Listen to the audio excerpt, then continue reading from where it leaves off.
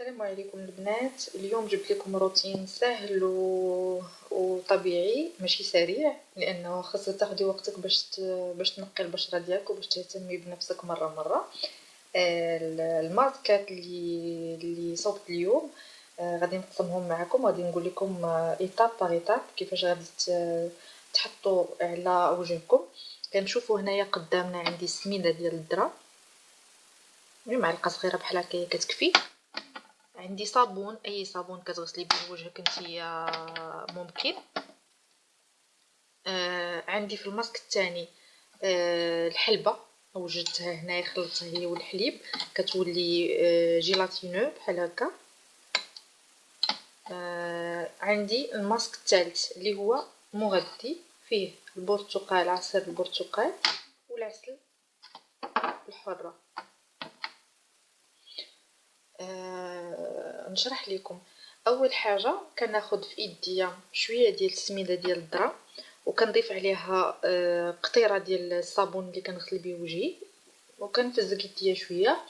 كنحط هذا الخليط على وجهي وكنبقى نماسي بحركات دائريه.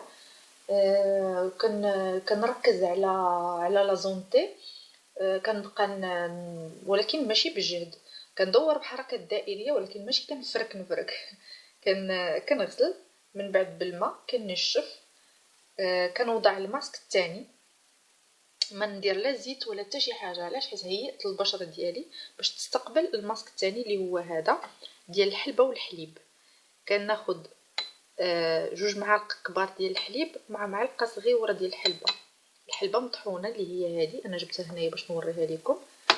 هاد الحلبه مدقوقه كنضيفها على الحليب وكنصبر عليها شي شويه، فهي كتختر الحليب، كتخترو بحال هكايا، كيولي سهل علينا نديرو بها ماسك على وجهنا.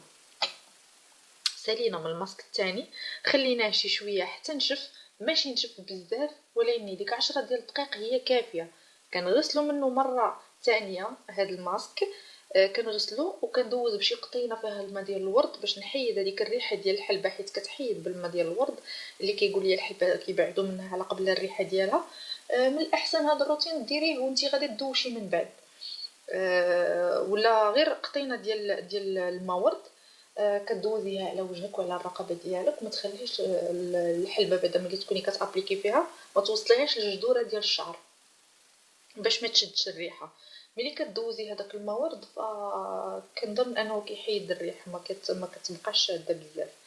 من بعد غنخليو هذاك الماء ورد ينشف بوحدو طبيعيا بلا ما نديرو لا فوطه ولا حتى شي حاجه، وغادي نصنعو بايدينا. غادي ناخذ واحد كلينكس وغادي نقطعوه على الشكل هذا، كل وحده تاخذ القياس ديال وجهها وتقطع ماسك بحال هكا. من بعد هاد الماسك كنشدوه، هاد الورقه ديال كلينكس كنشدوها وكنغطسوها في العصير ديال البرتقال مع معلقه ديال العسل الحره، وكنخليوها شي شويه، كنغطسوها حتى كتفزك كامله، وكنتكاو وكنحطوها على وجهنا وكنرتاحوا شي شويه وكنساوها.